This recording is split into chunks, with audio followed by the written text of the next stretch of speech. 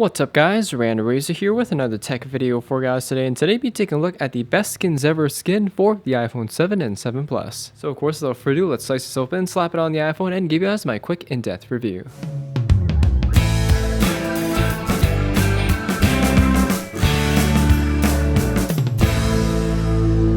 So I've been personally using best skins ever since the iPhone 5 for protecting the back of the iPhone. And I like their brand for a number of reasons. First off, it's a very good quality skin, and also it's very affordable as well. For example, this particular skin here, I actually have two of them. These are called the simple skins. They basically protect the back of the iPhone 7, but they don't protect the sides. And the reason I chose this skin here is because this is more case compatible, as I want to use this along with a case. They do have two different finishes here. This one is a glossy finish, and this one here is a matte finish, and I'll be demonstrating this video with the matte finish here. But this is definitely a pretty good choice for the jet black iPhone for those of you with that color. And part of the reason for the cheap price is really they want to reduce as much of the cost to the consumer as much as possible for giving you a simple envelope package to not including the solution and whatnot, because the solution is basically soap and water, which you can make at home. All of this explains why the price for these skins are cheaper than competitive brands.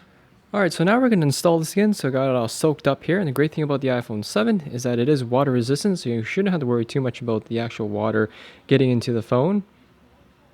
So once you think you have the skin lined up, just grab a microfiber cloth, wipe off any excess water on the outside.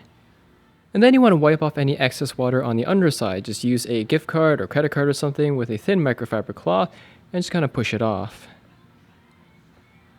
When you're doing this, you will notice that the sides are a little bit hard to stick, and that's because they're a little bit too wet. So I do recommend waiting a few minutes before you start working on the sides, as they will become more stickier as they dry.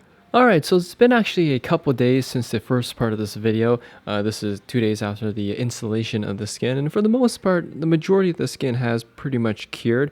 If you have larger bubbles or something like that, they will take a little bit longer, but they do eventually disappear from my past experience. So as you guys can see here, this is the matte skin, and it looks pretty darn nice on the black iPhone. Now, I was a little bit overconfident when I was installing this. As you guys can see, I do have I think there might be a couple more specks of dust that was left underneath the skin.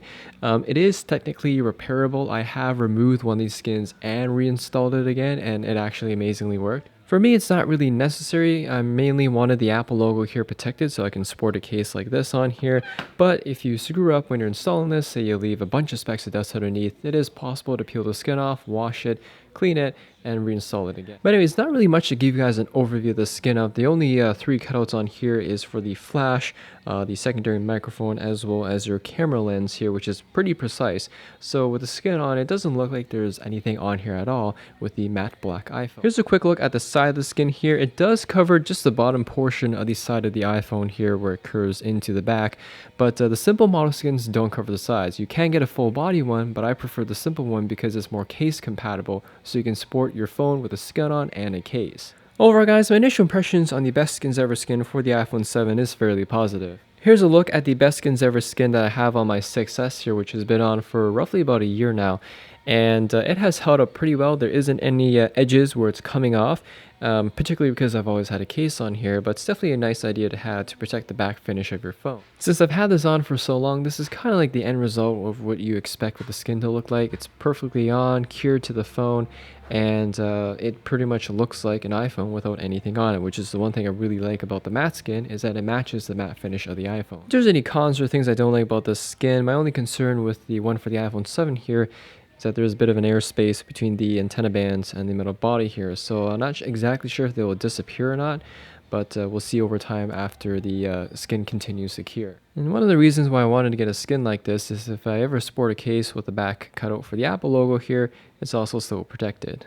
In conclusion guys, for those of you looking for an affordable and high quality back skin for your iPhone 7 or 7 Plus, you definitely can't go wrong with the best skins ever. Anyways, thanks for watching guys, hope you all enjoyed the video, and if you guys have any questions or comments about this skin, ask away in the comment section there down below. Hit that like button, as always helps me out, and I'll see you on the next video.